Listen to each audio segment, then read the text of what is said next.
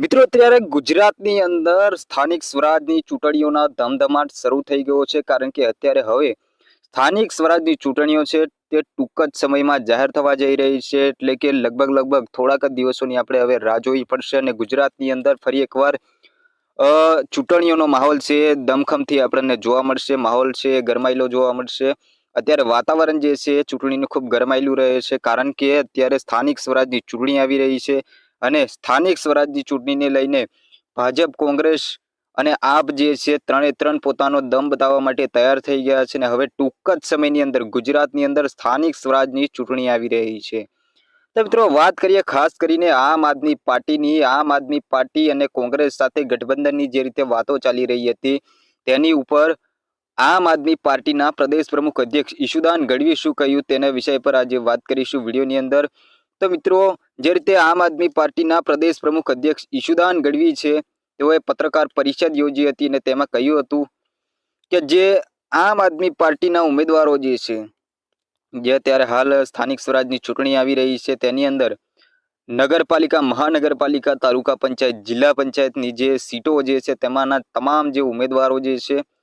તે ઉમેદવારો જે છે તે આમ પરિવારમાંથી આવતા હશે। આમ આદમી પાર્ટી એવો દાવો કરી રહી છે કે આની અંદર એક પણ ભાજપ, એક પણ ધારાસભ્ય કે એક પણ સાંસદનો દીકરો ન હોય। તો આમ આદમી પાર્ટી જે છે એ આમ લોકો એટલે કે ગરીબ લોકોને મેદાનમાં ઉતારશે અને 12,000 જેટલી જે સીટો છે તેમાં નવા ચહેરાઓ ઉતારશે અને તેઓ પોતાની રણનીતિથી ચૂંટણી લડશે। વાત રહી કોંગ્રેસ સાથે ગઠબંધન કરવાની, ત્યારે ઈશુદાન ગઢવીનું કહેવું છે કે કોંગ્રેસ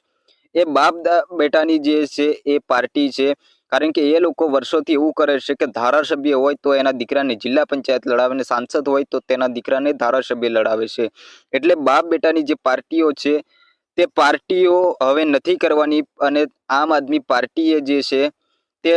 પહેલા સૂત્ર પણ લોન્ચ કર્યું હતું કે ના બેટાનું ના બાપનું, ગુજરાત હવે આપનું। તો મિત્રો એ જ રીતે હવે આમ આદમી પાર્ટી છે પોતાના સૂત્રોચ્ચાર સાથે આગળ વધી રહી છે અને હવે ટૂંક જ સમયની અંદર ગુજરાતની અંદર સ્થાનિક સ્વરાજની ચૂંટણી આવી રહી છે। આ સ્થાનિક સ્વરાજની ચૂંટણીની અંદર દમ બતાવવા માટે,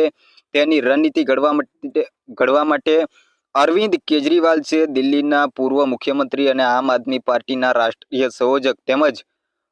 પંજાબના મુખ્યમંત્રી ભગવત માન સાહેબ છે તે 24 માર્ચના રોજ ગુજરાત આવે છે અને તેઓ 4 દિવસ સુધી ગુજરાતના પ્રવાસે રહેશે અને જુદા જુદા વિસ્તારોની અંદર મિટિંગો, વિજય સભા સમારોહ જે છે તે યાત્રા તેઓ લઈને ફરવાના છે અને ગુજરાતની અંદર એક મેસેજ તેઓ પહોંચાડવાના છે કે જ્યાં ખેડૂતો છે, જ્યાં આદિવાસીઓ છે તેઓને ઉત્સાહ વધારવા માટે અને ક્યાંક ને ક્યાંક તેઓને રીઝવવાનો પ્રયત્ન કરવા માટે અરવિંદ કેજરીવાલ અને માન સાહેબ જે છે ગુજરાત આવી રહ્યા છે અને તેને જ લઈને હવે સ્થાનિક સ્વરાજની ચૂંટણી છે તેને જ લઈને તેઓ પણ હવે તૈયારીમાં લાગી ગયા છે અને ઈશુદાન ગઢવીજીનું કહેવું છે કે હવે ટૂંક જ સમયની અંદર જે ઉમેદવારો જે છે તેઓની પસંદગી થઈ ચૂકી છે અને ઉમેદવારોનું પ્રથમ લિસ્ટ છે તે હવે જાહેર થઈ જશે। કારણ કે આપણે સૌ જાણીએ છીએ કે જ્યારે પણ ચૂંટણીઓ યોજાય છે ત્યારે આમ આદમી પાર્ટી એવી રણનીતિ બનાવે છે કે પોતાના જે ઉમેદવાર હોય છે, કેન્ડિડેટ હોય છે, તેને તેઓ પહેલેથી જ જાહેર કરી દે છે। એટલે કે આમ આદમી પાર્ટીની રણનીતિ આ પહેલેથી રહે છે કે આમ આદમી પાર્ટી બધી પાર્ટી કરતા ઉમેદવાર જો કોઈ પહેલો જાહેર કરતું હોય તો એ આમ આદમી પાર્ટી છે। તો મિત્રો એ જ રીતે હવે આજે 12,000 સીટ પર ચૂંટણી લડવાની જે વાત કરી રહ્યા છે સ્થાનિક સ્વરાજની ચૂંટણી, તો તેનું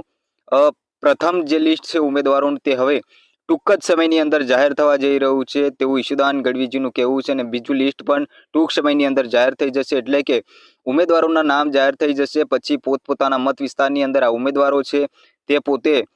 સભાઓ કરશે, પ્રચાર પ્રસારનું કામ પણ શરૂ કરી દેશે। એટલે એવું લાગી રહ્યું છે કે હવે